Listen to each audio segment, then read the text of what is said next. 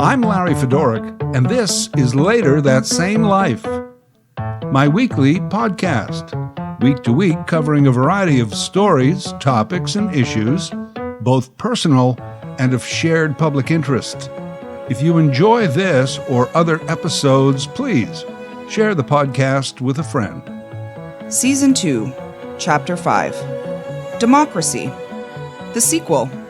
About a month ago, as part of this podcast series, I did an episode simply called Democracy, exploring the topic of democracy under threat and how to protect democracy, a system which, by and large, most of us in this part of the world associate with freedom.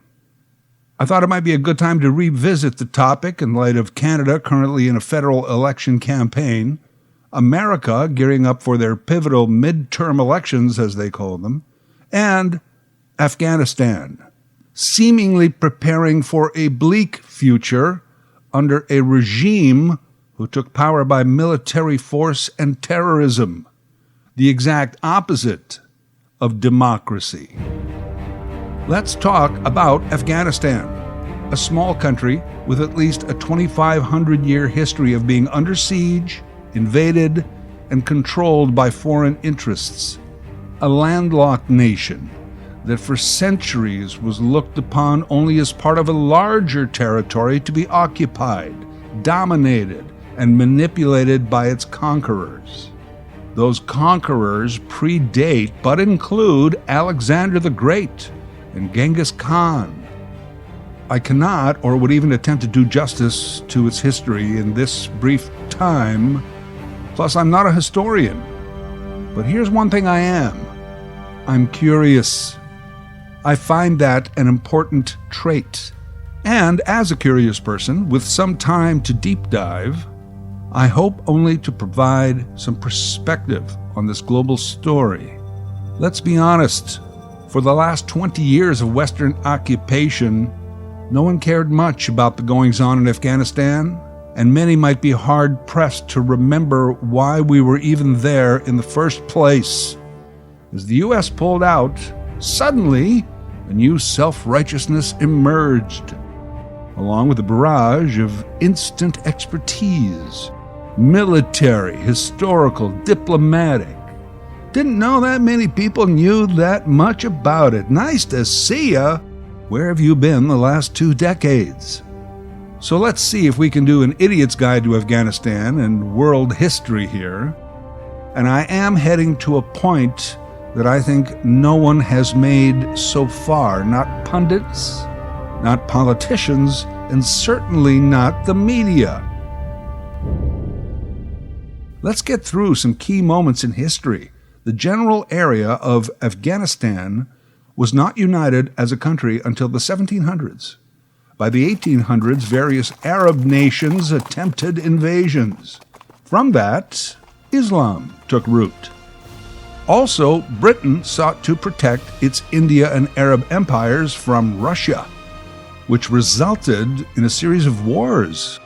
In 1921, the Brits, also beleaguered by World War I, lose the Third Brit-Afghan War, and Afghanistan is declared an independent nation, eventually under a king, the Emir Amanullah Khan, a somewhat benevolent monarch who was interested in socio-economic reform.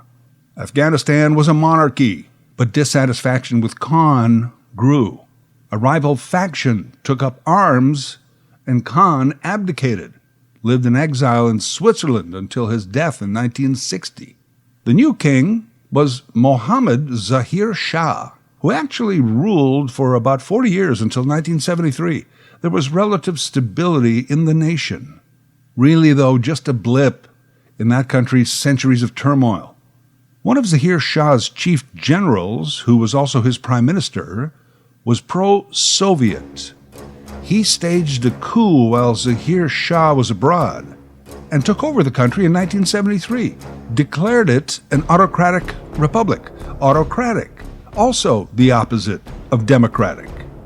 The Soviets, as far back as Khrushchev, had agreed to help the Afghans protect themselves from outside invaders.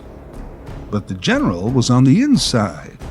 Even though the general was pro-Soviet, a separate Afghan Communist Party was forming in the country and getting stronger. By 1978, 5 short years, they kill the prime minister/general and take over in yet another coup. The Afghan Communist Party declares itself independent of the Soviet Union and a nation to be run under Islamic principles. But they do sign a friendship treaty with the USSR. Now this upsets a more radical faction of the Afghan Communist Party, and now there is infighting among them. So by 1979, the Soviets invade Afghanistan to protect their interests. They train and weaponize the Afghan army. By 1980, some of us may remember Dan Rather of 60 Minutes disguising himself in traditional male Muslim clothing and reporting from inside the borders. Even then, I think most people thought that this was an aggression by the Soviet Union. The commies. And of course, commies were bad.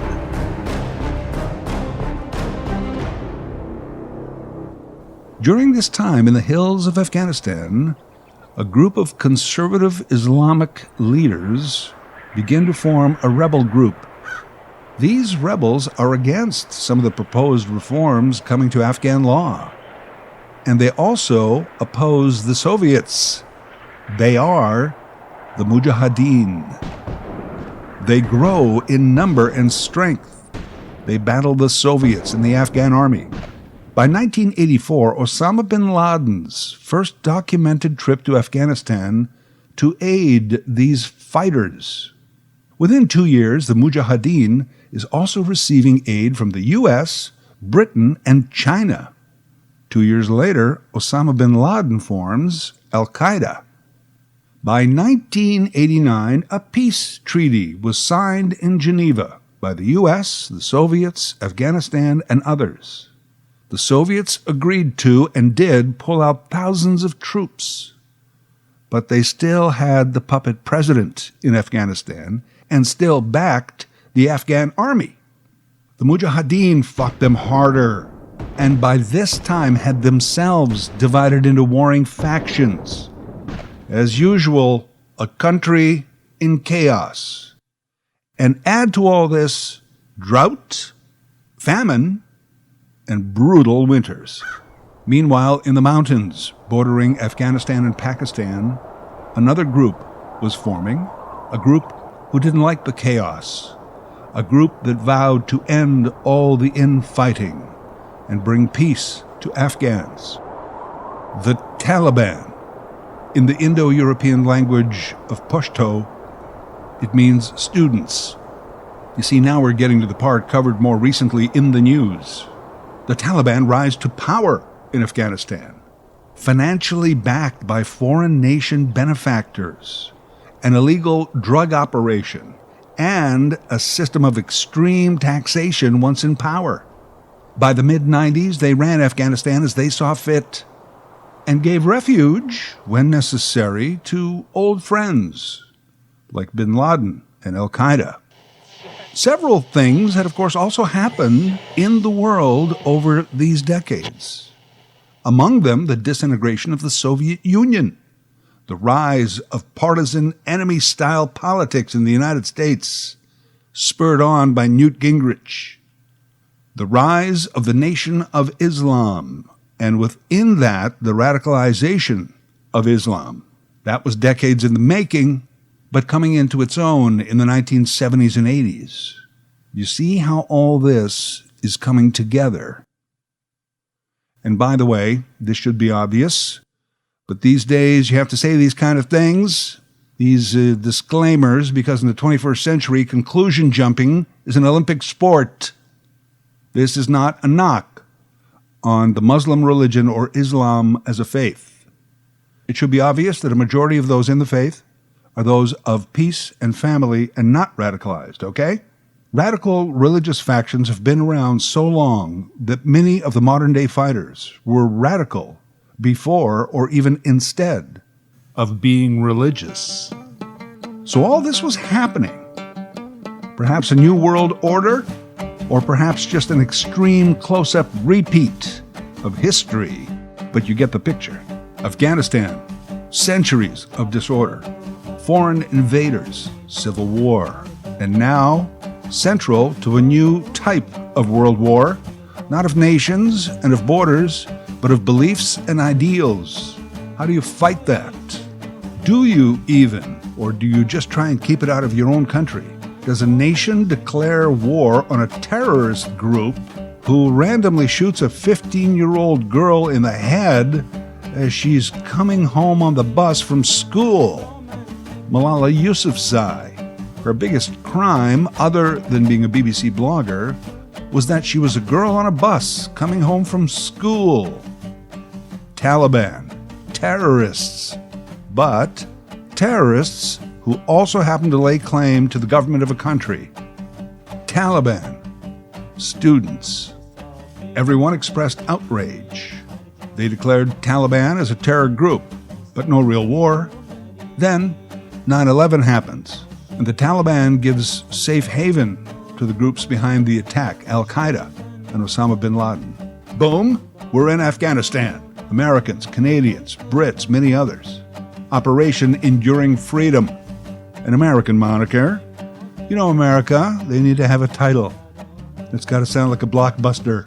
We understood that America went in to revenge the attack. The free world bought in and helped where and how they could.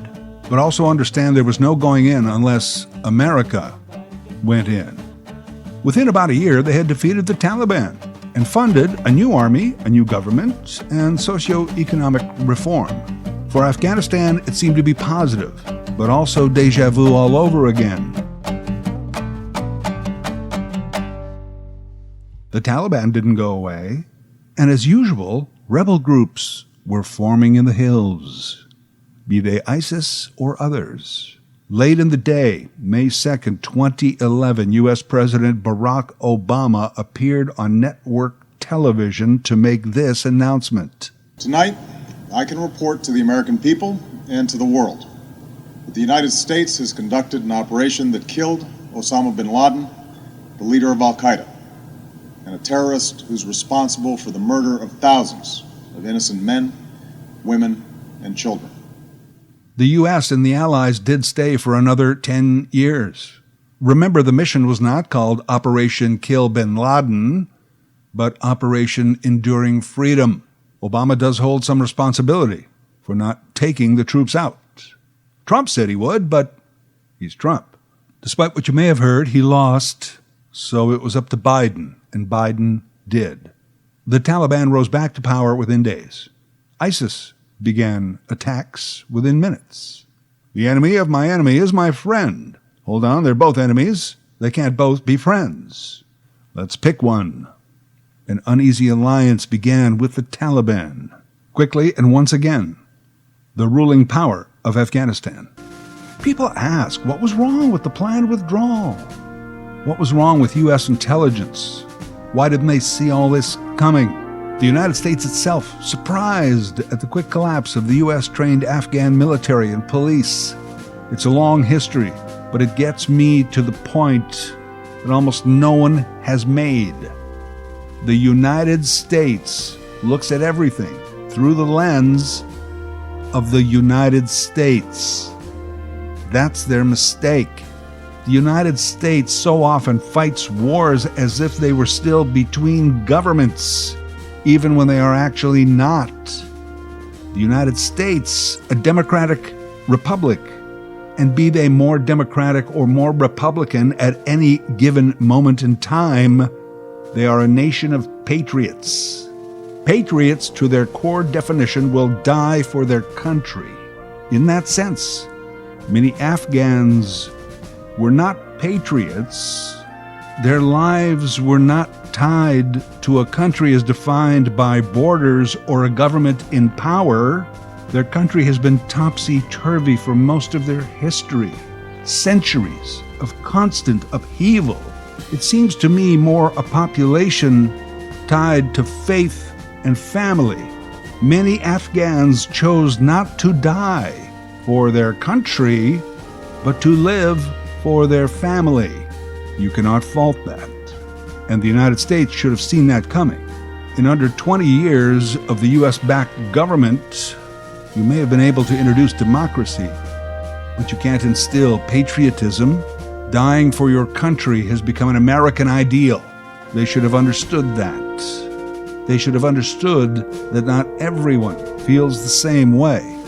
Some just want to live.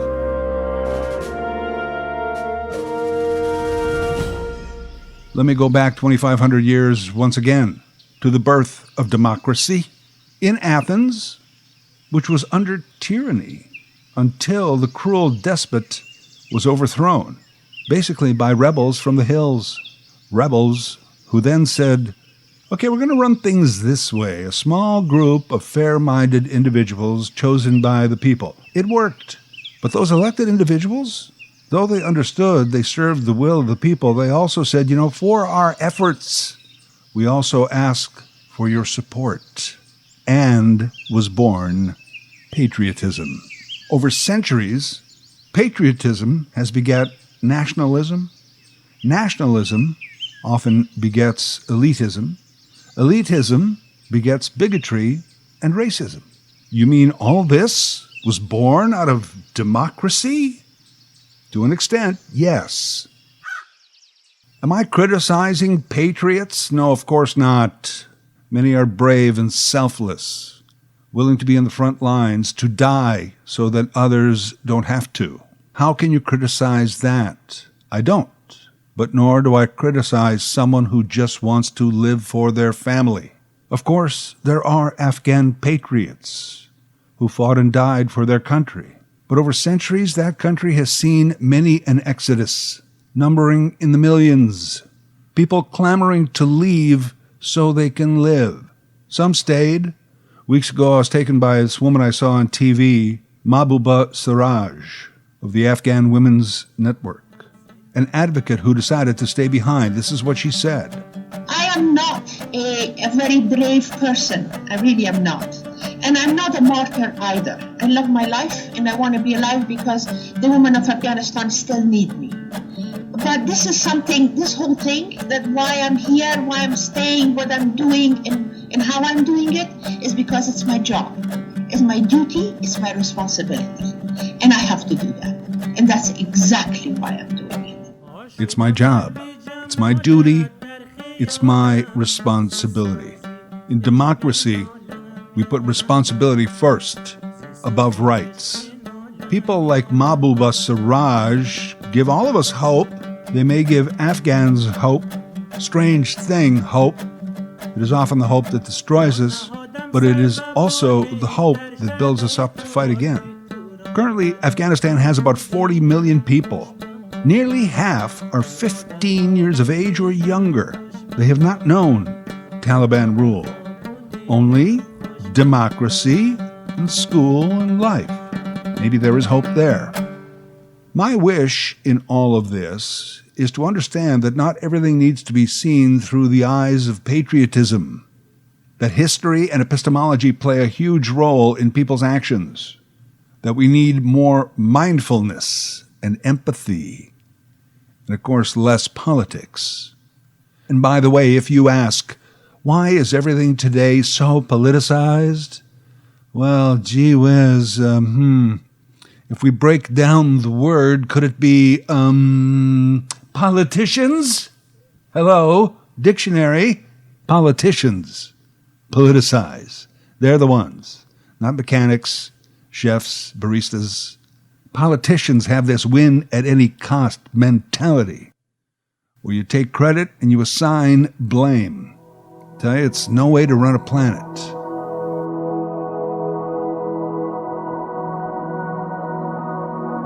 In the United States, jockeying for position is well underway for next year's midterm elections. Many want to use Afghanistan and Biden's pullout as an election issue. For his part, Biden has said the U.S. will stop using force as a way of nation building. We'll see.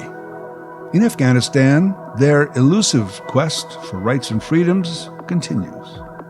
In Canada, I will vote in the upcoming federal election. I always do, and you should too, if for no other reason other than not to mock those in the world who have no vote.